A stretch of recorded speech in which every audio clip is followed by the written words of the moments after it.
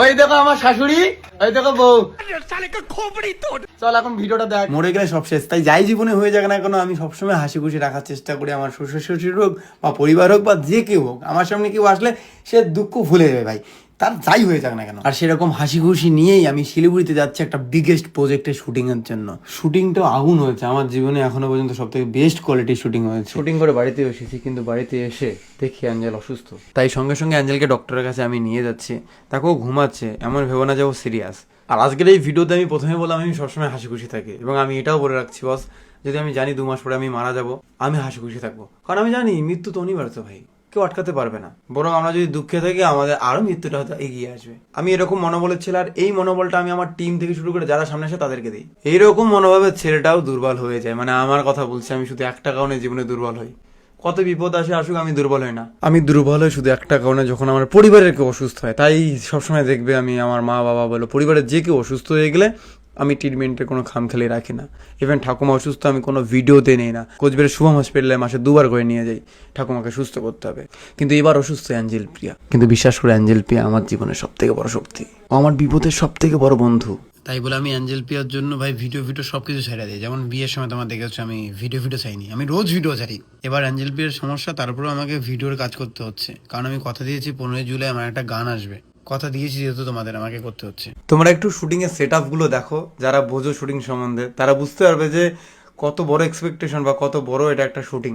আমাদের জন্য অনেক বড়, আমরা তো টলিউড বা বলিউডে হিরো নই। হ্যাঁ ঠিক এরকম একটা আয়োজনে বড় শুটিং করেছি, যেটা একটা বিশাল ভালো গানের। শুধু এটা নয় বন্ধু, অবাক করা বিষয় হচ্ছে আমার নিজের রিয়েল লাইভ স্টেজ শো হয়েছে।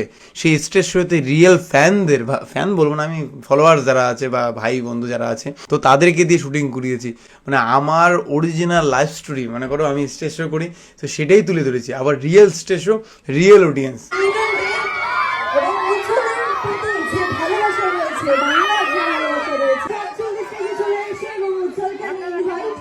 মানে আমি নিজে এক্সাইটেড সেই সিনটা দেখার জন্য।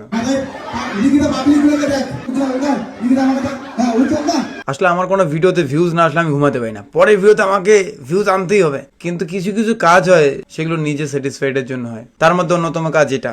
এই গানটা আমার জন্য আমার জীবনের সব থেকে বেস্ট গান। আমি যখন মনে হবে গান শুনবো তখন আমি এই গানটাই প্রথমে শুনবো। গানের নাম ভালোবেসেছি তোকে হৃদয় দিয়ে, একটা প্রমোশন।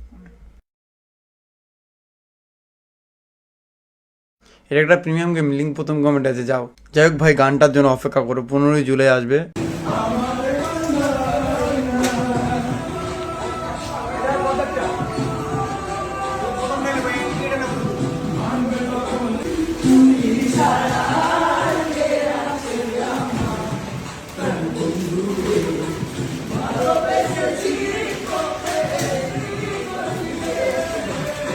ভালোবেসেছি তোকে হৃদয় দিয়ে, এই গানটা 15 জুলাই আসবে। এই গানটা হিট যদি নাও হয় না, তাও বিশ্বাস করো মন থেকে আমি খুশি হব যে আমি এরকম একটা কাজ দিতে পেরেছি। তোমাদের রিকোয়েস্ট করবো, আমার প্রিয় একটা কাজ এবার আসবে উজ্জ্বল ফিল্মে 15 জুলাই, তোমরা একবার দেখবে। আর আমি ব্লগটা চালু করেছি অ্যাঞ্জেল পিয়ার অসুস্থতা দিয়ে। আমি শুধু এইটুকুই বলবো, আমি হয়তো বেশি আপডেট দিতে পারবো না অন্য গানের মতো, কিন্তু বিশ্বাস করো তাই বলে এটা ভেবো না যে এই গানটাদের মধ্যে কোনো দুর্বল আছে। গানটা খাতরনাক আছে, একদম খাতরনাক আছে। আমি আপডেট হতে বেশি বা বেশি প্রমোট করতে পারবো না অ্যাঞ্জেল পিয়ার অসুস্থতার জন্য নেই, তবে আমি 15 জুলাই গানটা আপলোড করতেছি, এটা 100%। ভালোবেসেছি তোকে